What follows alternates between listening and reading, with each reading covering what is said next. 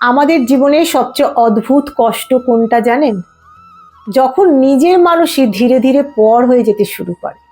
যে সন্তানকে কোলে নিয়ে রেখেছিলেন, যার সুখে নিজে না খেয়ে থেকেছেন, যার হাসির জন্য নিজের সুখ ত্যাগ করেছেন, একদিন সেই সন্তানই হয়তো ব্যস্ত হয়ে পড়বে নিজের জীবনে।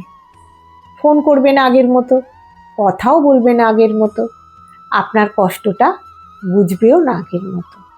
আর তখন একজন মা বাবার মনে প্রশ্ন জাগে, আমি কি কোনো ভুল করলাম? আমার সন্তান কি আমাকে ভালোবাসে না?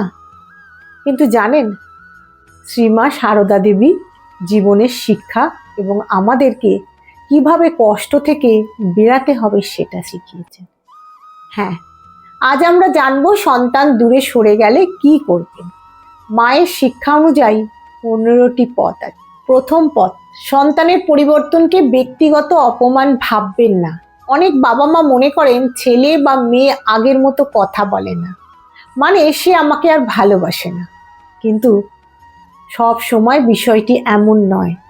বয়স বাড়ার সঙ্গে সঙ্গে মানুষের দায়িত্ব বাড়ে, চিন্তা বাড়ে, ব্যর্থতা বাড়ে। তাই সন্তান এই পরিবর্তনকে নিজের অপমান হিসাবে নেবেন না, জীবনের স্বাভাবিক পরিবর্তন হিসাবেও দেখতে শিখতে হবে। কিন্তু যদি সত্যিই মনে হয় দূরত্ব বাড়ছে, তাহলে দ্বিতীয় পদ্ধতি শুনুন। ভালোবাসাকে দাবি বানাবেন না। শ্রীমা সারদা দেবী ভালোবাসা সবচেয়ে বড় বৈশিষ্ট্য ছিল তিনি কাউকে নিজের জন্য ভালোবাসেননি। আমরা অনেক সময় ভালোবাসার বিনিময়ে ভালোবাসা চাই, যখন তা পাই না তখন কষ্ট জন্মায়। ভালোবাসা যদি দাবিতে পরিণত হতো, তাহলে সম্পর্কের উপর চাপ তৈরি হতো। তাহলে কি সন্তানের কাছে কিছুই আশা করা যাবে না? যাবে। তৃতীয় পথ, প্রত্যাশা আর বাস্তবতার পার্থক্য বুঝুন। অনেক সময় আমাদের কষ্টের কারণ সন্তান নয়, আমাদের কল্পনা। আমরা ভাবি সে প্রতিদিন ফোন করবে, সব কথা বলবে, সব সিদ্ধান্তে আমাদের মত নেবে। কিন্তু বাস্তব জীবনে এমনটা সবসময় হয় না। এই সত্য মেনে নিতে পারলে অনেক কষ্ট কমে যায়। কিন্তু মন তো যুক্তি মানে না। আসুন চতুর্থ পথ, অভিমানের দেওয়াল তুলবেন না। অনেক বাবা মা কষ্ট পেয়ে চুপ হয়ে যান, ভাবেন ও যদি খোঁজ না নেয় আমিও নেব না। কিন্তু এতে দূরত্ব আরো বাড়ে। অভিমান সম্পর্ক জোড়ে না, ভেঙে দেয়। তাহলে কষ্ট হলে কি করবেন?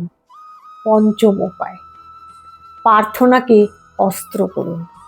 শ্রী শ্রী মা সারদা দেবী বহুবার ভক্তদের বলেছেন সব কথা ঠাকুরকে বলতে। যে কষ্ট সন্তানকে বলা যায় না, সেটাও ঈশ্বরকে বলা যায়।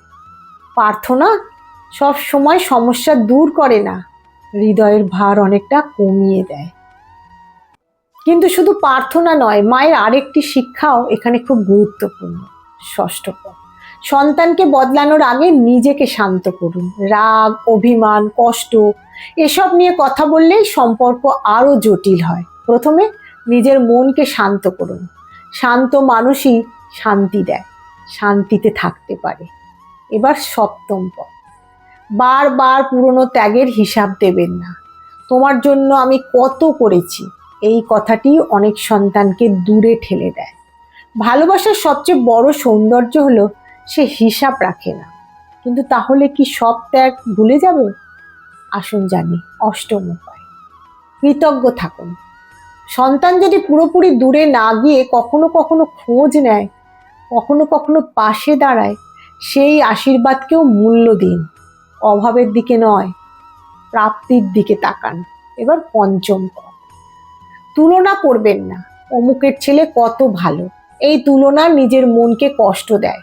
প্রত্যেক সন্তানের জীবন আলাদা। দশম পথ, সন্তানকে নিজের স্বপ্নের বোঝা চাপিয়ে দেবেন না। অনেক সময় আমরা চাই সন্তান আমাদের অপূর্ণ স্বপ্ন পূরণ করুক, এতে কিন্তু তার উপর অদৃশ্য চাপ তৈরি হয়। কিন্তু সবচেয়ে বড় ভুলটা এখনো বলা হয়নি, সেটা হলো 11 নম্বর পথ, সন্তানের ভুল আর সন্তানকে এক মনে করবেন। ভুলকে ভুল বলুন, কিন্তু সন্তানের প্রতি ভালোবাসা কমাবেন না। এবার 12 নম্বর পথ, ধৈর্য ধরুন, আজ যে দূরে সে কাল আবার কাছে আসতে পারে। সম্পর্কের ঋতুও বদলায়। আসুন জানি 13 নম্বর পথ। নিজের জীবনকেও গুরুত্ব দিন। সন্তানই জীবনের সব নয়।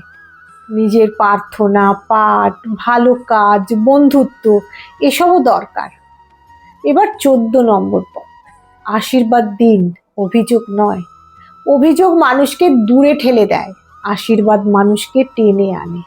এবার বলবো সবচেয়ে গুরুত্বপূর্ণ পথ, 15 নম্বর পথ। সন্তানকে ঈশ্বরের সন্তান হিসাবেও দেখতে শিখুন। শ্রী শ্রী মা সারদা দেবী শুধু নিজের সন্তান নয়, সমস্ত জগৎকে নিজের সন্তান ভাবতেন।